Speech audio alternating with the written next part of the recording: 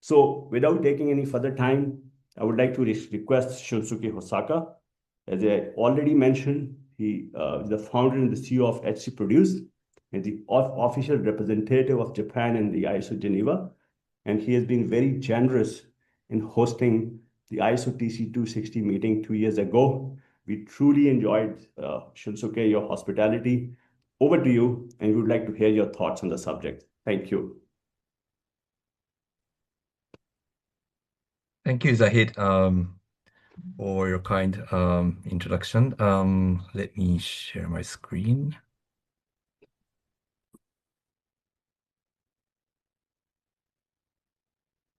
Can you see this?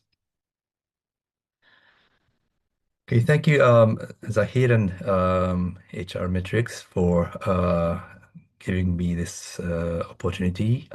Today, I'd like to talk about human capital management and ISO 3014 in Japan. So, as Zahid has kindly introduced me, I'm a CEO of a consulting firm called HC Produce in Japan, and I serve as a TC260 Mira Committee Secretariat in Japan.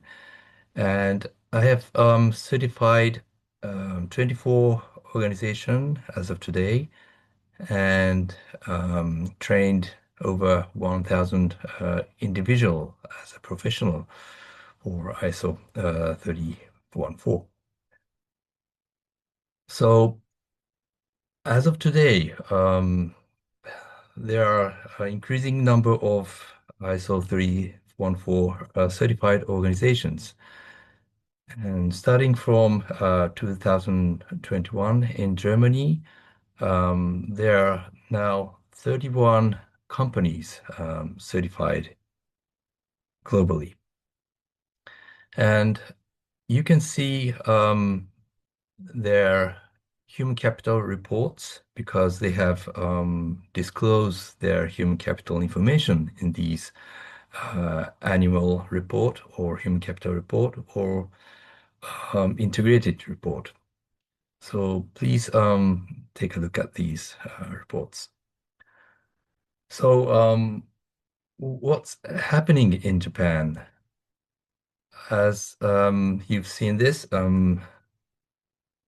23 of 31 companies are Japanese companies. And recently we have certified three organizations, Suntory, Musashino, and Mitsubishi Food Wholesaler. Maybe you know Jim Beam, a US company which is now owned by Suntory. And also, as I mentioned, we have over 1,000 ISO 314 professionals. Over this 5 years, we have held quarterly basis a training program for ISO 3014. And most of the participants are consultants or HR people from organizations. Some of professional belongs to these companies which do the consulting part, and we have partnership with these companies for more than 40 organizations. And we estimate that there are around 500 or 600 Japanese organizations which have started to introduce ISO 3414 or started to aim for organizational certification. So there are increasing number of organizations starting to utilize this global standard. So why is this happening in Japan?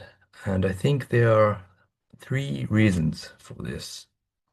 And the first one is that traditionally Japanese companies we have a culture of growing business by investing into people. As you know, Panasonic, this man, Konosuke Matsushita, is the founder of Panasonic.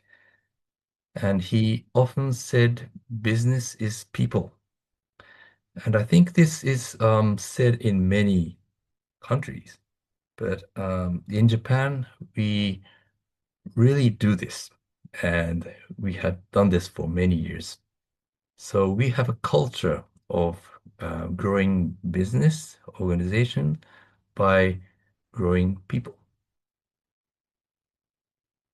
The second reason is that human capital reporting has become mandatory in Japan.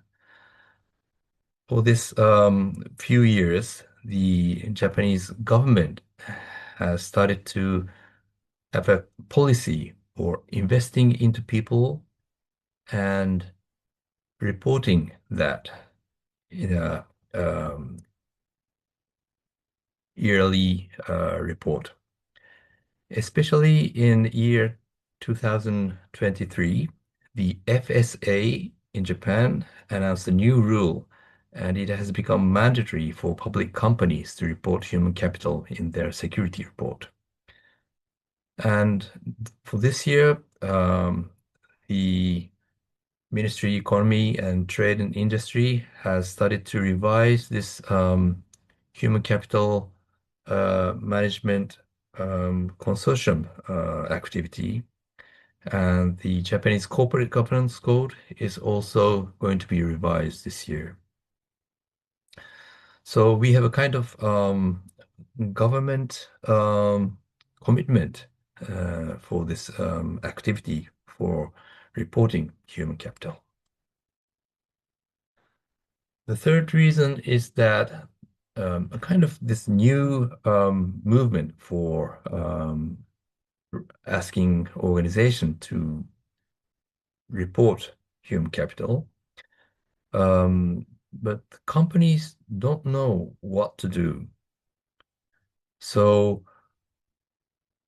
they are starting to use ISO 3414 because it tells them what to do and how to do that.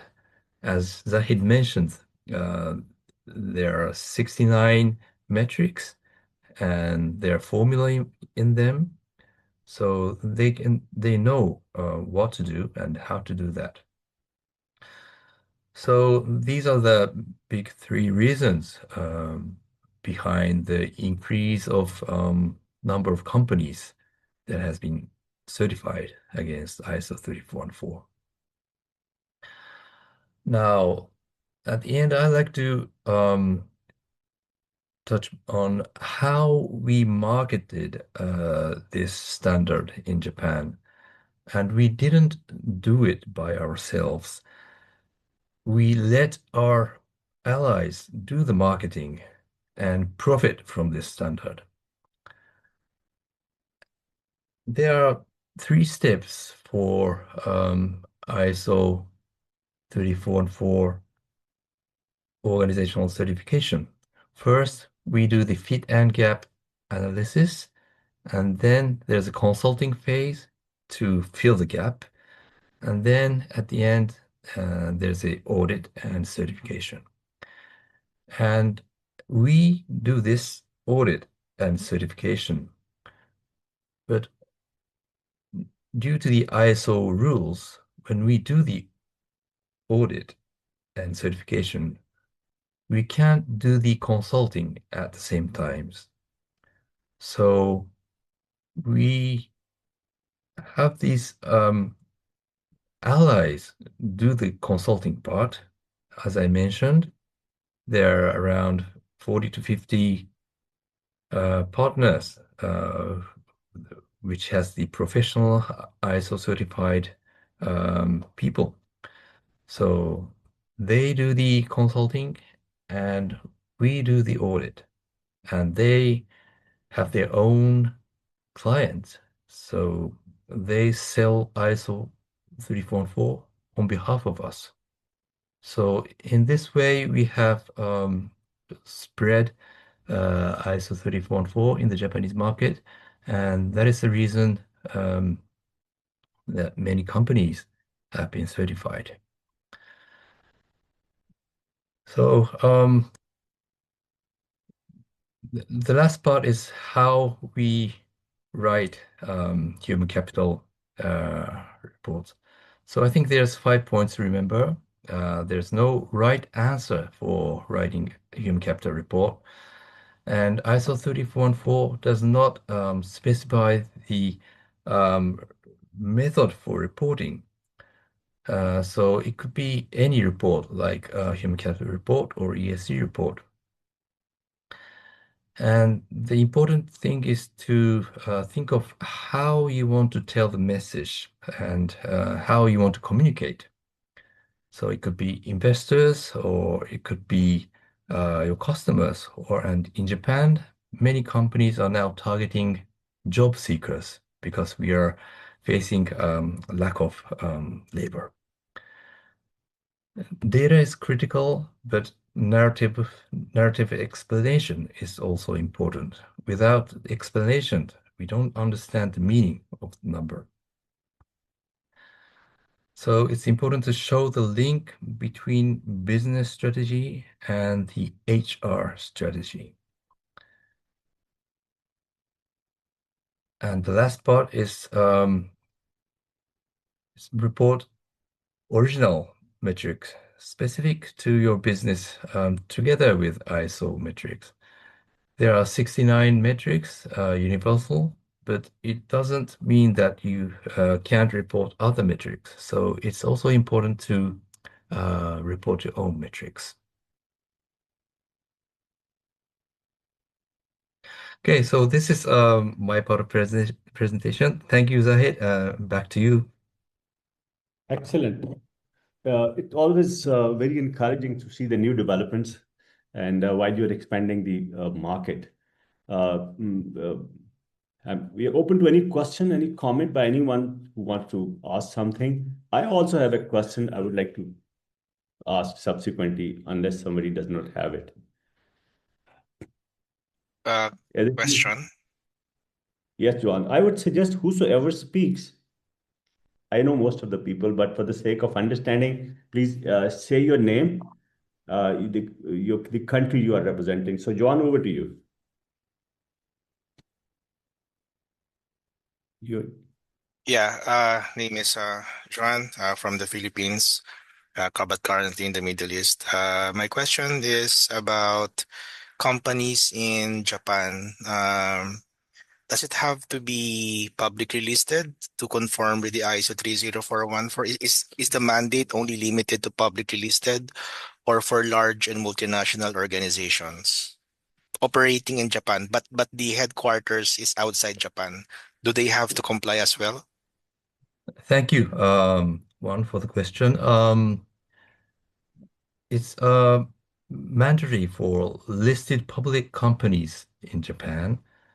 So there are around 4,000 companies today, and they have to report.